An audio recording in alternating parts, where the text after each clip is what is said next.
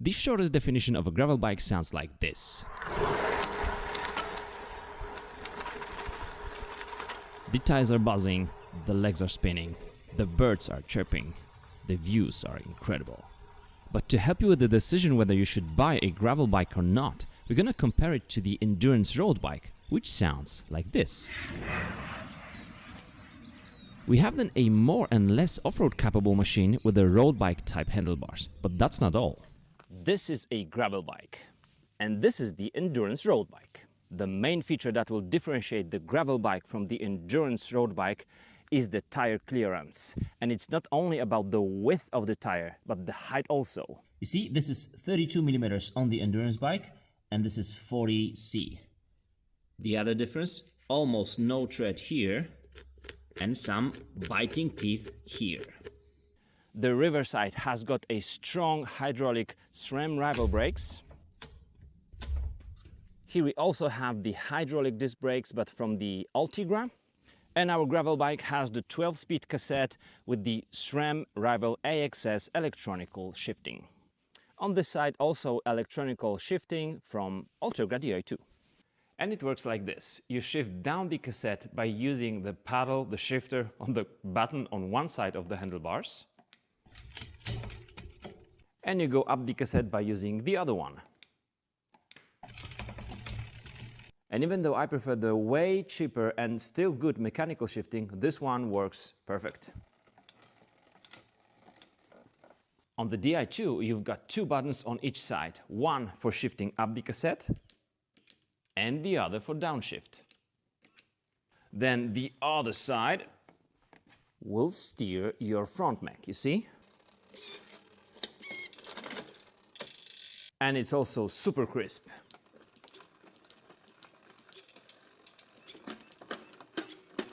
On these endurance bikes we have 2x11 drivetrain, and most of the endurance road bikes will have double crankset, which I think is better.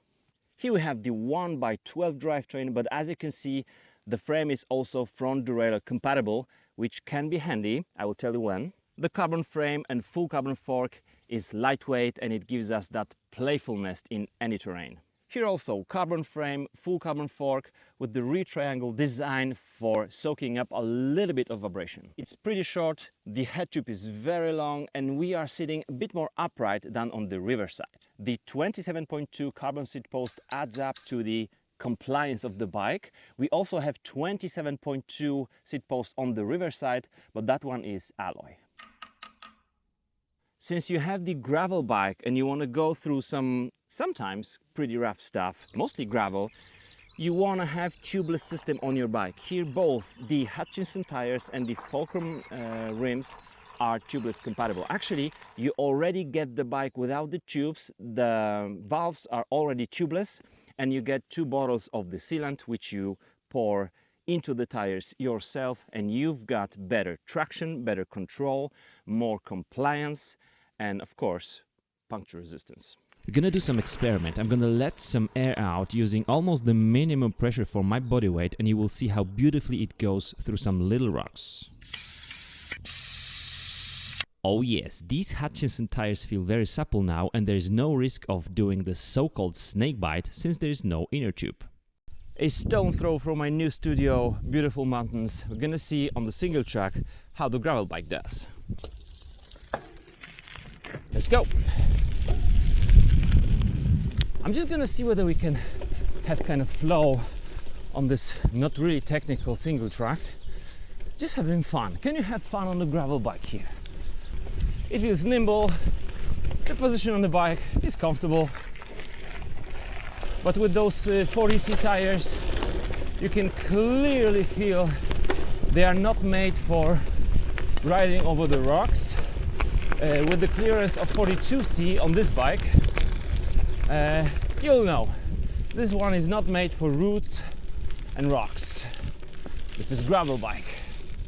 The 1x drivetrain on the Riverside GCR is smooth and crisp, but not made for long climbing. I would definitely use a double crankset, especially for bikepacking. And the other one, nice. Once you hit the gravel, you immediately feel why is it called a gravel bike. The ride is fast, smooth, it's enjoyable, but these bikes are not made for mountain biking, even with some 2 inches of travel fork.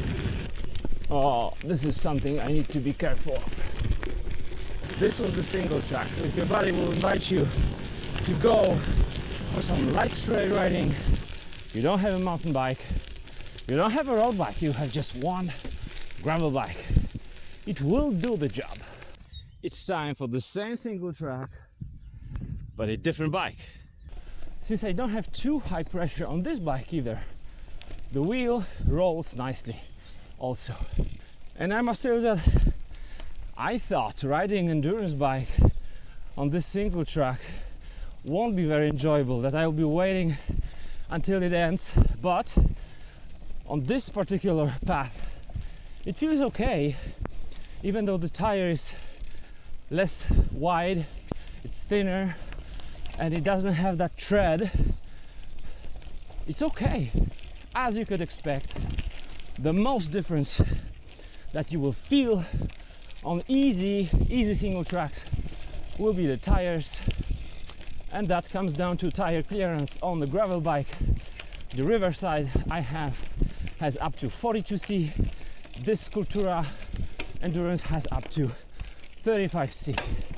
So there is a difference, although on a not really loose ground, both tires will be pretty quick, pretty nice. Here, the gravel bike, of course, was a little bit better.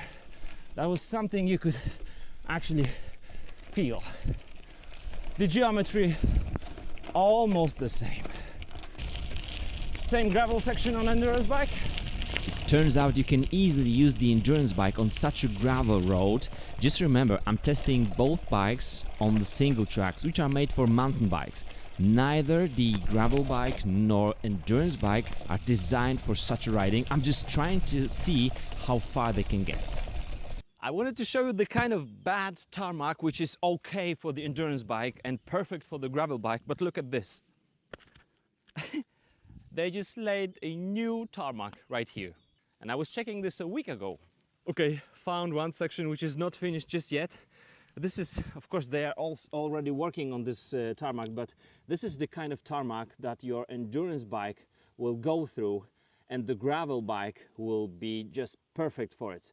Especially if you're on the heavier side of a rider, consider getting a gravel bike if many roads in your area are like this.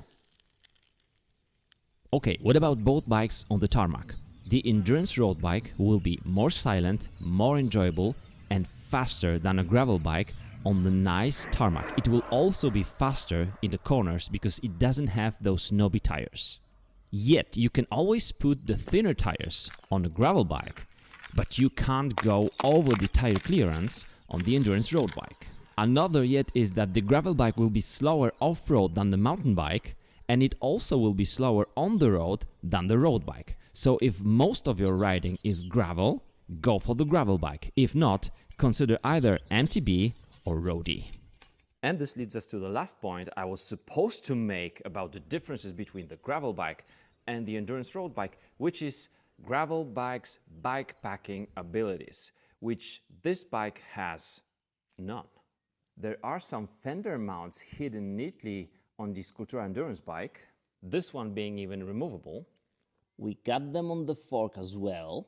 Yet there are no mounts whatsoever on this Riverside GCR machine, which makes it more performance-oriented gravel bike. The bike packing bike would have some additional mounts for the lowriders or additional bottle cages right here on the fork, maybe even here on the top tube, maybe on the bottom on this main tube, and right here there are none on this bike. So once again, lightweight full carbon chassis with the stock tubeless setup, high performance and pretty expensive drivetrain, and power meter compatible crankset, and UCI sticker make it a performance gravel grinder. Oh, and the gravel bike usually has those funky flares on the handlebars. I hope it was a little bit informative and maybe entertaining for you, and see you in the next one. Jest fajnie, ale spadamy stąd.